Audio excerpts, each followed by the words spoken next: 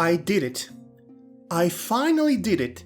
I finally managed to watch Dofus Book 1 Julith, the Ankama Studios animated feature based off their ongoing MMORPG universes of Dofus and Wakfu. And it's really, really good. I mean, wow.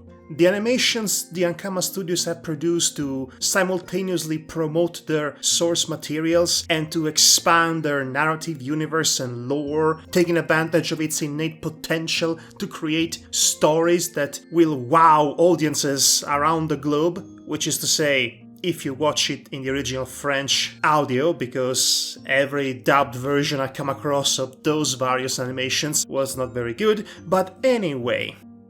Dofus Book 1 Julith, I believe it's been in the works for quite some time. I've seen concept artworks dating all the way back to 2010, so it has been in production for some years now, and it definitely shows. This is easily the most beautiful, gorgeous, best-looking animated film to come out of Europe in quite some time. The charming and very recognizable anime-inspired aesthetics that the Ankama brand is known for are perfectly transliterated into this feature. But it's no longer flesh animated, it's a full-fledged traditional animation with some occasional subtle detail made in flesh or CG, such as crowd shots or other such nuanced details, perfectly incorporated in the overall unity of a really good-looking film. The painted backgrounds are to die for in that regard. So detailed and so immersive. The story is solid and enthralling all the way through. It manages to capture everything that worked in the pre-existing Ankama Studios animated series. The light-hearted humor, the memorable characters and characterizations, the adventure, the breathtaking action, and the various twists, turns, and turmoil of a story that has no fear in becoming dark. Like really dark when it needs to be. All elements that are very efficiently balanced with each other to create a fairly self-sustained venture of a film. Well, when I say fairly self-sustained, I mean that for the most part the film stands on its own grounds. It works as a standalone feature is what I'm saying. Although there are some moments or some details that actually probably would confuse a novice audience if they were not aware of the previous iterations of the franchise. For example, it doesn't really bother to explain who the races or the classes are, but it does throw into the mix names such as the Eka Flip God or the sport of the God Bowl that are never actually explained, and it is clear that the film knows that the intended audience would already be knowledgeable about those elements, but it is a bit frustrating, especially when it comes to the God Bowl sport, which it's never actually properly introduced or shown up until the climax of the story, in which it plays an important role, which is especially baffling because, again, it has an important role in the climax, but it was never actually shown prior to the climax. It's like a Chekhov's gun, or a Chekhov's game of God Bowl if you want, only reversed, because you have it appear in the climax without properly introduce it before. Sure, the name gets thrown around, but it's never explained what the game and sport is supposed to be about. And since it's an important part of the climax of the overall film, that's problematic.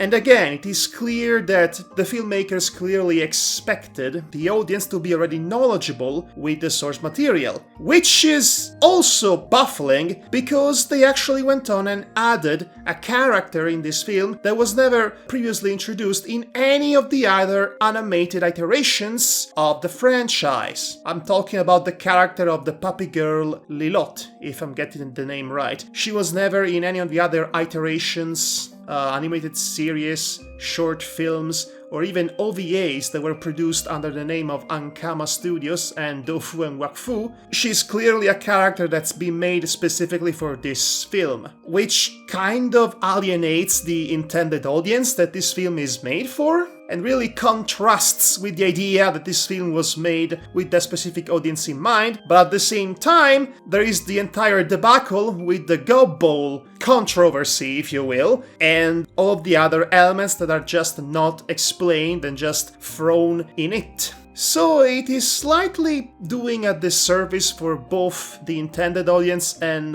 potential novice audience in that regard. But actually it's really a minor complaint when you think about everything else in this film being pretty much top-notch. Well, almost top-notch. I mean, it kind of reveals most of its major plot points in the first act, and then it's followed by a second act that has some pacing problems, and it focuses too much on this really pointless, sub-romantic plot in between two of the side characters that doesn't really go anywhere outside of a inconsequential joke at the end. But then it picks up brilliantly in the third act, with more turns and twists being revealed at a right pace, mind you, with the story really getting into a dark territory. And without actually spoiling much about the story itself, it's about Jovis, this mysterious child that has a mysterious past that he doesn't know of, stop me if you heard this story before, who's been adopted by Cherubin, the Ekaflip, and Ekaflip, I should explain, is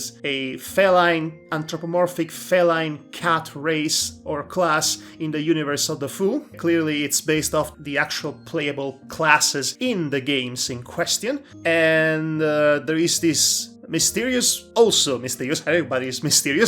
witch called Julith, which is given the title to the film, that's coming back to the land of Bonta, seemingly for nefarious reasons that are also very mysterious. And that's all I'm going to say to you, because you really need to experience this film on your own terms, if you can. Just be patient, because it's actually worth the wait. Like I said, it is gorgeous to look at, it has a couple of flaws, but overall it captures the spirit and the charm that makes all the other Ankama Studios animations really stand out from the competition, evolving beyond simple glorified infomercials, reaching a status of quality that's simply yet to be surpassed at this point in time. Like I said, simply gorgeous to look at, with fantastic animation, fantastic action scenes and choreographies and shots, very well orchestrated, and just a blast to sit through and to watch. It's a must-see, needless to say, a must-see for every true fan of Ankama Studios, such as myself. And personally, I cannot wait for the eventual third season of Wakfu, speaking of which, that's been announced recently. And this is just adding itself to the mix of goodness that is the Ankama Studios universe, which I am tempted to call the Studio Ghibli of France, except with a much bigger budget from what I've seen, coming from the success of the games, no doubt. This is all great, fantastic material to lose yourself into, hours upon hours, including this very film. Clearly, since it's titled Book 1, they are meaning to produce more of this. I definitely cannot wait for more of this. You can bet your Gob Bowl. That analogy did not work out. But anyway, like I said, you would have to be already a fan to know what Gob Bowl is. In fact, am I even pronouncing Gob Bowl right? I might have mistakenly mispronouncing it for this entire time and not knowing. You know what? Let's wrap it up. My first impressions, that is. Dofus, Book 1 Julith, is fantastic. I highly recommend to watch, at the very least, the animated series Dofus, The Treasures of Cherubin, before this. And I would also highly recommend to watch the first 2 seasons of Wakfu, simply because Wakfu is the greatest. Like I said, the insight might actually help you enjoy this film even more, but, you know, even if this film will end up being your very first introduction to the Ankama Studios world, it's a damn good introduction, all things considered. This has been Madhog Master, and I'll see you soon.